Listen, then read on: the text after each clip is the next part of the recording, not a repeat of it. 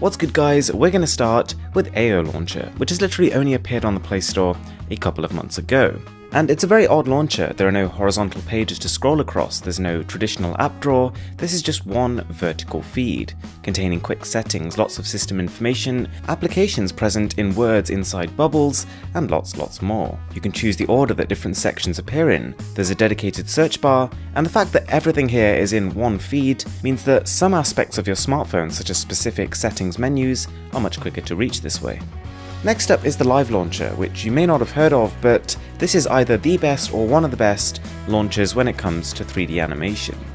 It requires a reasonable amount of processing power, but if you have it, these animations are beautiful in their fluidity. The icons here are given a distinct shadow, which on one hand makes them a far cry from what most launchers are heading towards, especially trying to theme themselves after Android Oreo, but at the same time in a way that makes it kind of refreshing. There's also loads of themes and customization here, and just generally, this is a really fun one to play around with. Now, you've probably heard of ASAP Launcher, and if you haven't at least given this one a shot, it is definitely, of all time ever since it was established, one of the best launchers on Android, full stop. This is a launcher which, as the name implies, tries to get you to do things as quick as possible. Almost everything you could want is one or a couple of swipes away, including a quick access control center for toggles, including a mini app drawer at the bottom, which is very conveniently placed because you can reach most of the apps there with your thumb, and you can configure it so your more frequently used ones appear there. A double tap you can also configure for a certain other action, and you can even pull out an app drawer from the left hand side, which can be controlled completely again with one finger. ADW is probably a name you've heard being thrown around. This is a launcher that used to be very established in Android's early days, it used to be the go-to option, but since then it has started and stopped a couple of times, but now it looks like it is back and here to stay. This is a launcher that is super optimized, super fluid, and also very much up to date. Everything that works in portrait mode here also works in landscape, and there is huge amounts of customization here. I'd go as far to say even more than Nova. The launcher gives you a lot of control over gestures and puts them in a really easy to use interface. It gives you a lot of fine-tuning capabilities over your icons, the way they look, and it even gives you masks that you can apply to your icons, the equivalent of sort of creating your own icon pack. There are a lot of themes that you can download if you didn't want to manually do the customization, and this kind of accelerates the process. The next one is a little bit different. This is Everything Me, and it claims to be a contextual application, one that actually analyzes your usage and then uses this information to anticipate your needs. You'll see a little bar on the bottom of your homepage, and this shows applications which, based on the applications you've used recently and historically, the launcher thinks you're going to use next. And it doesn't end there. When someone calls you and you miss their call, the launcher will anticipate that you probably want to call them back, so their contact will just pop up in the home screen. It'll quite effectively sort your applications into different categories, and it'll also, based on your currently installed apps, recommend new ones you can download. But you could look at this both ways, some would see it as a bit of a disadvantage. Now, one that I have mentioned about 6 months ago is Anole Launcher, which really stands out because of its security focus. Aside from this, it is a fast, pretty well-featured launcher which lacks a little bit in the customizability arena, but it allows you to have pages in your home screen that are pattern protected, where you can hide applications or certain files, in case, for example, you didn't want anyone to know you had them installed, or you've logged into those applications and they contain sensitive information. And this is great, it works really well, but the launcher takes it a step further.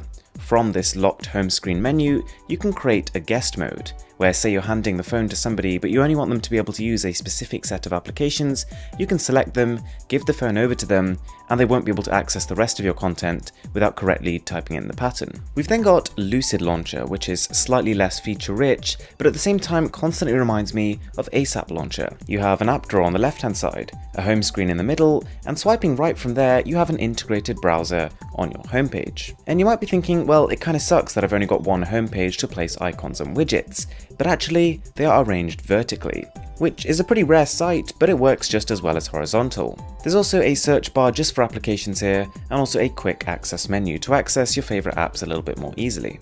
Okay, so the next one is a pretty distinct departure from the rest of them on this list, but this is the desktop for Windows 10 launcher. And as you can probably tell, this is simulating a Windows 10 computer.